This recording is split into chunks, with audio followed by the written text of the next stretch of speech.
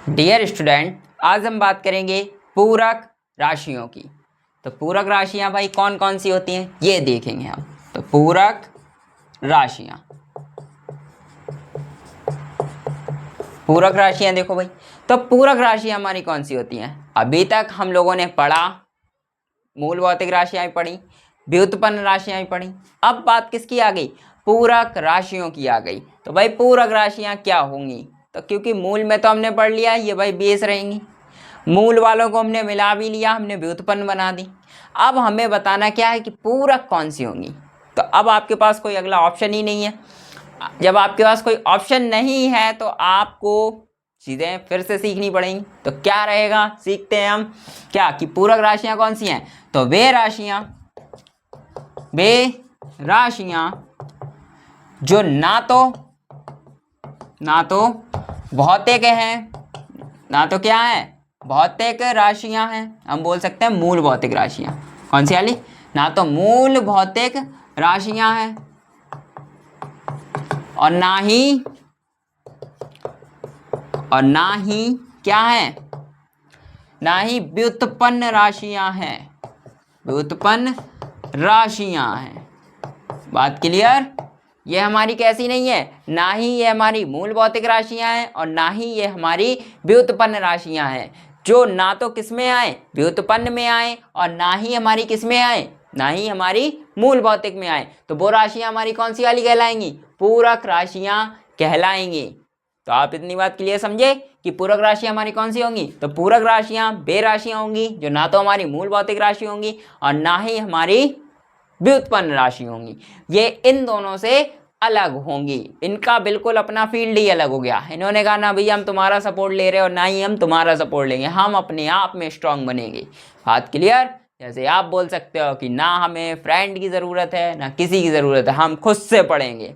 तो ऐसे करके तो क्या रहेगा, इनकी अपने आप में खुद है, मतलब ये अपने आप में ही अलग है, बिल्कुल एकदम पूरी फैमिली से अलग हो गए कि हम अपना अलग का देखेंगे। ठीक है, तो एग्जाम्पल क्या रहेंगे हमारे? समतल कोण, नेक्स्ट घन कोण, एग्जाम्पल।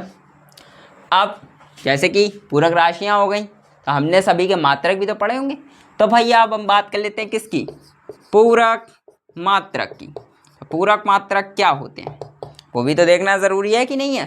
तो पूरक मात्रक हमारे क्या होते हैं? तो पूरक मात्रक पूरक राशियों को मापने के लिए क्या किए जाते हैं? यूज़ किए जाते हैं। तो हम बोल सकते हैं पूरक राशियों को मापने के लिए क्या किए जाते हैं? जो यूज़ किए जाते हैं वो हमारे पूरक मात्रक कहलाते हैं। बात क्लियर हुई कि नहीं हुई? पूरक मात्रक कौन से होंगे? तो पूरक मात्रक हमारे वे मात्रक होंगे जो पूरक राशियों को मापने के लिए काम में लाए जाते हैं। क्योंकि अब ऐसी राशियां हम लेके तो आ गए, लेकिन अब हमें पता कैसे चलेगा कि इसको हमें किस में मापना है, किस में नहीं मापना है। इतनी बात आप क्लियर समझे या फिर नहीं समझे? तो ये आपको ध्यान रखना होगा कि जो भी हमारी राशियां हैं उनको मापने के लिए हमें मात्रकों का यूज़ करना ही करना पड़ेगा। अगर आप यूज़ नहीं करेंगे तो फिर आप समझ सकते हैं कि भैया कुछ ना कुछ तो गड़बड़ है। आप कैसे पता लगाएंगे कि ये कौन सी राशि है हमारी? पूरक है, मूल भौतिक है, कौन सी है, कैसे? पॉसिबिलिटीज जतानी होगी ना, तो फिर वो नहीं हो पाएगा। तो आपको इतनी बात ध्यान रखनी है कि जो पूरक राशियाँ हमारी वो कौन सी हैं, ना तो वो कौन सी नहीं है, ना व्युत्पन्न है और ना ही मूल भौतिक है। ठीक है, और इनको मापने के लिए जिनका यूज़ करते हैं वो हमारे पूरक मात्रक कहलाते हैं। समतल कोण का मात्रक क्या होता है? तो रेडियन। और घन कोण का मात्रक होता है